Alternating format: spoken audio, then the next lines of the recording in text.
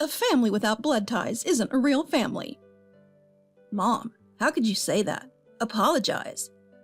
Talking back to your mom. Mindy, you've corrupted Martin. Break up with him now. Just married, I was troubled by my mother-in-law. Not only did she dislike me, but she also despised my relationship with my non-biological mom, always saying hurtful things. My name is Mindy, 28 years old. I married Martin, who is 2 years older, 6 months ago. We live separately from our in-laws and aim to buy our own home, both of us working and sharing household chores. Martin is helpful around the house and very kind, even cooking when I'm busy with work. I felt happy with our peaceful life together. My family situation is a bit complex. I have no blood relation with my mom. In other words, she's my stepmother. My parents divorced when I was 6, and my biological mother left.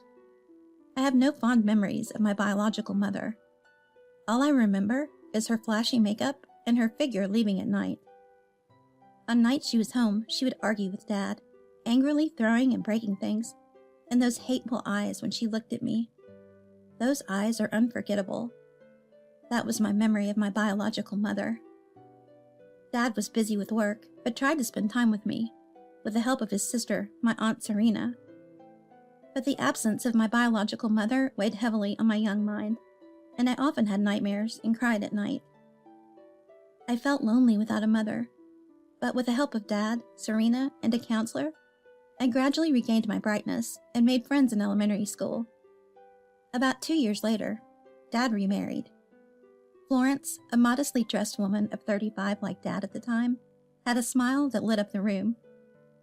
"Nice to meet you," she said with a smile that seemed to instantly brighten the room. I still remember that radiant smile vividly to this day.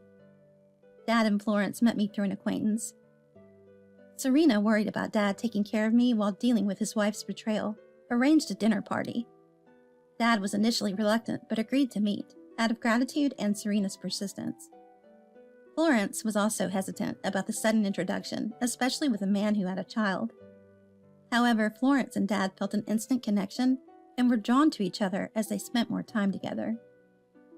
Considering Dad's remarriage, Florence's first marriage, and my trauma from my biological mother, they took their time before deciding to marry. Even though they took their time, I couldn't immediately accept Florence as a mom, and there were months of confusion. But there were no worries like you see on TV about stepmothers mistreating stepchildren. Surprisingly, Florence fit right in with Dad's relatives, and Dad smiled more often. The meals were always delicious and warm. Above all, she was kind to me.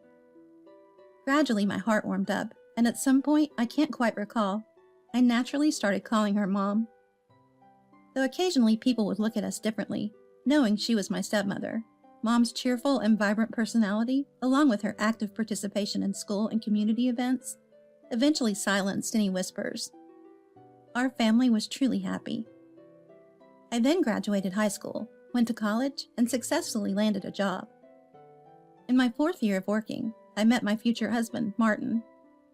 A year ago, after dating for about 4 years, Martin proposed to me. I had told Martin about Mom and my biological mother when we started considering marriage. So when he seriously considered marrying me, I was overjoyed and accepted without hesitation. When we went to a family meeting, my future father-in-law warmly welcomed me. However, my future mother-in-law was different. Upon hearing about my family background, she sighed deeply and said, "Your parents are divorced, huh? And remarried while you were still young?" "Hey, cut it out." Father-in-law tried to stop her, but mother-in-law continued. "I mean, growing up in such an environment. In our family line, divorced and remarried couples are..." I wanted to respond, but I was intimidated by mother-in-law's domineering tone and attitude. I could only hang my head in silence. Martin held my hand and said calmly, "Mom, don't be rude. I'm marrying Mindy." After a brief pause, mother-in-law coldly said, "Well, think it over," ending the conversation for the day. Martin, who had been bothered by mother-in-law's interference since childhood, said he had anticipated her attitude when introducing me. "I will bring my son's marriage partner," mother-in-law had declared. Ignoring mother-in-law's bluster, Martin chose me. While I was worried about mother-in-law, I loved Martin, and hoping she would understand one day, I decided to get married. Mother-in-law seemed to assume that we would naturally live with them, and that I would become a homemaker, devoted to serving the in-laws, but Martin, fed up with mother-in-law's meddling, firmly refused. We rented a convenient place for commuting and both worked. Father-in-law didn't say anything about our decision. However, mother-in-law, apparently very displeased, would call my mobile phone, not my husband's, every 3 days. She'd call around noon, likely targeting my lunchtime. The calls would always start with, "It's only natural to live together, don't you even know that?" and progress to, "It's absurd for a daughter-in-law to work. Don't neglect your household duties. A daughter-in-law who doesn't respect her husband is a failure." And, "Become a homemaker quickly and think about having grandchildren." Without even acknowledging my responses, she just kept talking and abruptly hung up the phone. That had become the usual routine. She never forgot her catchphrase, "You've led my son astray." Lately, phone calls weren't enough, and she would visit our house without an appointment. On my days off during the week, she'd wake me up early with the doorbell, and in addition to her usual nagging, she would check every corner of our house and complain about the housework. Since childhood, I have been unable to express my emotions well, and tend to shrink and become frightened in front of assertive people, becoming quieter the more I am spoken to. I knew that this would only further irritate and embolden the other party, but I felt helpless to change it. If it was just complaints or sarcastic comments about household chores or being a daughter-in-law, I could somehow tune them out. However, mother-in-law would occasionally make remarks touching upon my own mom. One day, while watching a diaper commercial on TV that showed a baby being held by its mother, my mother-in-law would say things like, "Blood ties are really important, aren't they?" Or, "If you haven't given birth to a child yourself, you can't really feel love for it," in a tone that was different from her usual sarcasm. "That's not true. There's nothing to be ashamed of in my family. What does blood relation even mean? Please stop making such assumptions." Every time my family was mentioned, I would scream these thoughts in my head, but whenever I saw my mother-in-law's eyes, my body would freeze and I would fall silent. Gradually, my mother-in-law started making sarcastic remarks even in front of Martin. Each time, Martin would firmly respond to his mother, but the more he defended me, the more his mother escalated. I didn't want to cause trouble for Martin, who was desperately trying to protect me. I didn't want to lose such a kind person. Even though she was tough on me, she's the only mom Martin has, so I shouldn't let our relationship get strained because of me. All I have to do is endure it. That's what I kept telling myself. At times like that, I desperately wanted to hear my mom's voice and would reach for my phone, but remembering the smiles of my parents, who truly blessed my marriage, I couldn't bring myself to press the call button. While being troubled by such issues with my mother-in-law, one evening, half a year into my marriage, I got a call from Dad. He informed me that Mom was in critical condition due to an accident. He said he would explain more when I arrived, but I panicked and rushed to the hospital after quickly explaining the situation to my office. The hospital near my parents' home was about 2 hours away, and I was worried sick the entire time. I hadn't seen my parents since the wedding. I had been preoccupied with my job, my life with Martin, and the harassment from my mother-in-law, except for when I was in the train or taxi. I ran without caring about my surroundings, but I didn't make it in time. My dad must have rushed from his workplace, too. His suit was wrinkled, and Serena was wearing sandals, the kind she wore when going to the nearby supermarket. It seemed that my mom had fallen down the stairs at a local shopping mall while trying to help a little girl who was about to fall. The girl was safe thanks to my mom holding her tightly. My mom was still breathing, but had passed away shortly before I arrived. Although my mom had broken several bones, her face remained untouched. After a while, Martin arrived to support me, gently holding my shoulder. The hospital was bustling with police, the girl who was saved, and her parents, but I just watched them as if it was happening to someone else. Returning to the hospital room and holding my mom's hand, I remembered my mom, who used to say, "Make sure you don't accidentally eat my arm," while holding a boneless ham and laughing heartily. It was unbelievable. She's just sleeping. She'll surely wake up tomorrow. But my mom didn't wake up. Mom. No matter how many times I called, my mom didn't respond. In front of my eyes, my motionless mom lay, but I couldn't come to terms with this reality. Due to the funeral and matters related to the accident, I decided to use my accumulated paid leave and stay at my childhood home. I was worried about Dad, so when I told Martin about it, he understood and agreed it was necessary. However, Mother-in-law didn't feel the same way. While at my parents' house, she called just once. "Let me know the date and time of the funeral. I can't make plans otherwise." She spoke in a detached tone. Her words weighed heavily on me. Still unable to accept Mom's death, and unable to converse, I simply said, "I'll let Martin know." "Oh, okay." And with that, the call ended.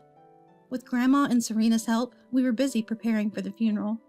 We decided to have a small family funeral. But on the night of the wake, many neighbors who had heard of Mom's passing came to pay their respects. They likely worried for Dad and me, bringing us food and sweets. The girl Mom had saved and her parents also came. Her parents bowed their heads to us repeatedly. The girl was crying so hard she could hardly speak, repeating, "I'm sorry, I'm sorry." Her cries echoed through the room, and all the neighbors, who were trying to be cheerful and considerate, began to cry too. While I still couldn't accept Mom's untimely death, seeing the girl, I couldn't find it in me to blame her. Rather, I quietly thought it was good she was safe. After the neighbors left, the living room fell silent.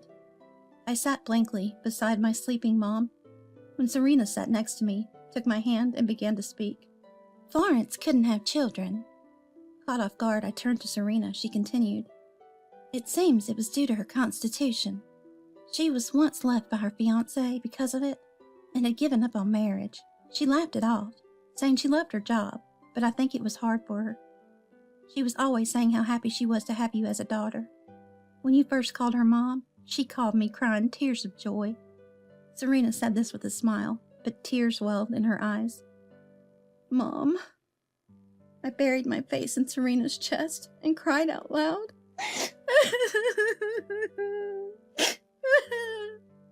The next morning, Martin, father-in-law, and mother-in-law arrived at my childhood home. Seeing my tear-streaked face, Martin embraced my shoulders. In front of father-in-law and Martin, mother-in-law, like father-in-law, offered condolences and words of comfort to Dad and me, though she seemed displeased. Even after we arrived at the crematorium, a staff member kindly guided me, feeling a little unsteady, to the family waiting room, suggesting I take a break. I wanted some alone time and headed to the hallway. I heard voices from the cool depths of the hallway. It seemed mother-in-law was on the phone with someone. I inadvertently stopped and held my breath. "Yes, it finally just ended. It was really long." I didn't know who she was talking to, but I understood she was talking about Mom's funeral. "Attending the funeral at daughter-in-law's house is just tiresome, and it's far, too. Maybe we should take advantage of this and go to a hot spring on the way back." In a flirty tone I had never heard before, mother-in-law continues talking, oblivious to my presence. Mother-in-law keeps going. "Finally, the nuisance is gone, so Martin will probably come back. Well, I don't need a stupid daughter-in-law raised by a stepmother, but I want to be freed from chores and taking care of Stanley, too. Just think of it as hiring a useless housekeeper." Mother-in-law, not realizing that I'm listening, continues to talk cheerfully. "Oh, the stepmother's insurance money will come in, right? That'll make things easier. Even the foolish mother-daughter duo can be of some use." Then she let out, "So boring. They should just hurry up and burn it." And laughed. At that moment, something snapped inside me. I approached mother-in-law and stood behind her. Mother-in-law was surprised and flustered, but I grabbed her cell phone and dragged her to the lobby. When we got to where the relatives were, mother-in-law shook off my hand and shouted, "What are you doing?" Everyone around us was surprised, but I didn't notice. "You can make fun of me all you want, but I won't allow any insults to Mom. Mom was a much better mother than you ever were." Mother-in-law was momentarily taken aback by my strong words, but quickly recovered and loudly retorted, "What are you saying? A stepmother is bound to be a worthless woman. Such a poorly raised woman is not suitable for our family, and I hate your insecure face and attitude." Angry and trembling, I stared into mother-in-law's eyes and suddenly remembered my biological mother. The reason I continued to fear mother-in-law was because her disdainful eyes were just like my biological mother's. My trauma resurfaced for a moment, but my hatred towards mother-in-law and anger at her abusive words were stronger, and I couldn't hold back. Rosalie, what did you just say? You said to hurry up and burn it, right? With tears streaming down my face, I stared intently into mother-in-law's eyes. Mother-in-law, mocking me, said, I said it, so what? Stop crying over a stepmother and just hurry up and burn it. And laughed derisively. At those words, my anger peaked, and before I knew it, I had grabbed mother-in-law's chest and slapped her hard. Mom was always kind. When I came home from school, she would greet me with a smile saying, Welcome back. She helped me with my homework. If I was watching TV instead of doing my homework, she would turn off the TV, take out my homework from my school bag, and sit right next to me. Sometimes it felt annoying, but when I solved a difficult math problem, she would gently pat my head. When I was crying, she would stop her chores, take me on her lap, and hug me gently. Sometimes she scolded me, and we had many fights during my adolescence. I could always be honest with Mom. When I got married, she was the happiest and cried more than Dad. She never spoke ill of others or complained. The neighbors were kind to us because of Mom's personality and efforts. I was able to become independent as a working adult, and Dad could smile and stay healthy because Mom was there. I will never allow anyone to insult such a wonderful mom. As mother-in-law dramatically collapsed, and I was about to grab her again, Dad restrained me from behind, and I came back to my senses as if waking up. Mother-in-law rushed to father-in-law crying, Mindy hit me, help! She clung to father-in-law. However, father-in-law calmly forced mother-in-law to her knees, knelt beside her, and pressed her head to the floor in a gesture of apology. Mindy, Stephen, and all our family members, I apologize for my wife's disrespectful behavior. Everyone was stunned by father-in-law's sudden act of contrition, but mother-in-law broke free and began to rant.